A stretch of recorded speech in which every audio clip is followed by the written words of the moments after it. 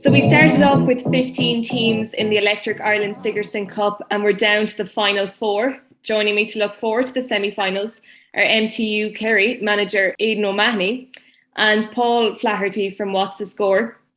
Aidan, I'm going to start with you, and before we ever get into your matches, how is it for you having the Sigerson Cup back this year, given last year's cancellation? There seems to be a great buzz around it again this year.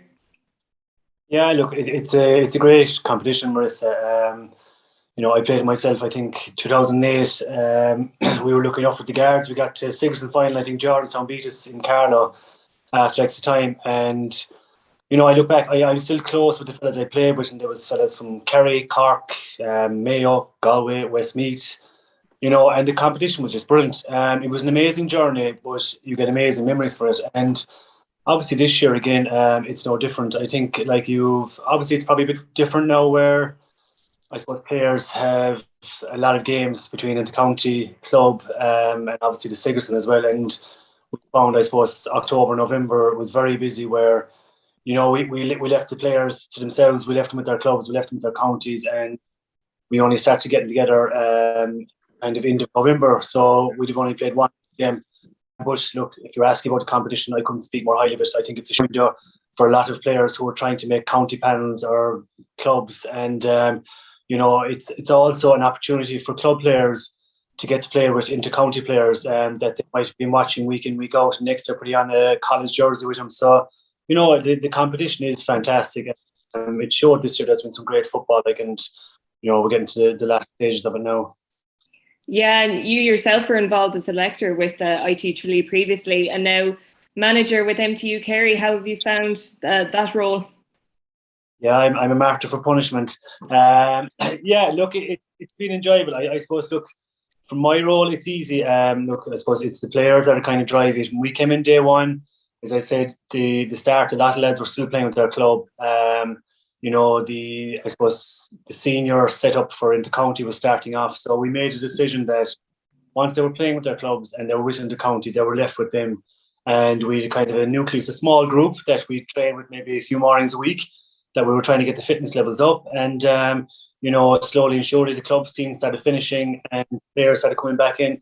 And then just for me and the lads, it was about creating an environment that, number one, they saw that we were giving a kind of professional setup from our side, and then number two, it was an environment that they wanted to be part of. And we've been looking enough for the last couple of weeks that players have really bought in, we're delighted to where we've got so far.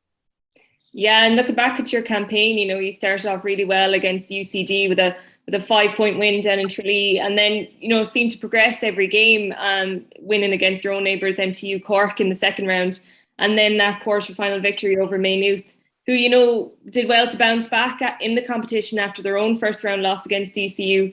So it's been a great progression for you.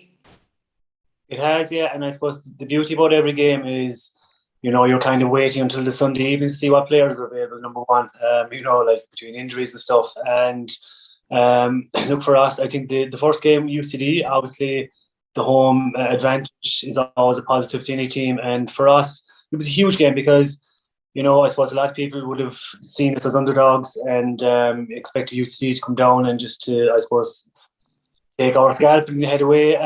We kind of set our stall out for that game. We've taken each game in merit, and obviously the MTU Cork game, I played with CIT myself for 4 years at Sigerson. I played under Keith Ricken.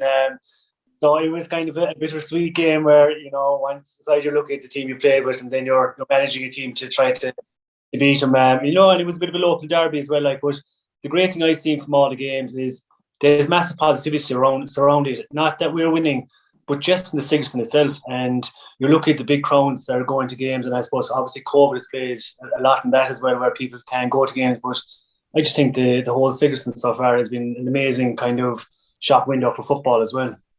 Yeah, Paul, we've seen some amazing games so far and some, shock results along the way. But looking at the other three quarterfinals, while MTU Kerry's victory over Maynooth might have been fairly comprehensive, the other three were fairly close. Starting off with NUI Galway's 1-goal win over LYIT, a last-minute goal at that, and then DCU only beating Ulster University by a point. So it's so hard to call these games, isn't it? Yeah, I think that's the beauty about Sigerson. It's just so hard to call. You take kind of one game at a time, and I'm sure that's what Aidan just said there. It's just every game you prep for your opposition, and you look at their weaknesses and strengths, whatever they may be, and you focus on them. So the NUI game was in Dangan there last week. It was 2-8 to 1-8, so it was very close. Probably the big talk of it is probably Tommy Conroy. He went down with a bit of a knee or an ACL injury, which isn't good for Mayo or NUIG. So hopefully it's not too bad, because he's a great talent there. You've seen it for Mayo over the last couple of years there. So it'd be a pity if he was out long term. But they had a good win.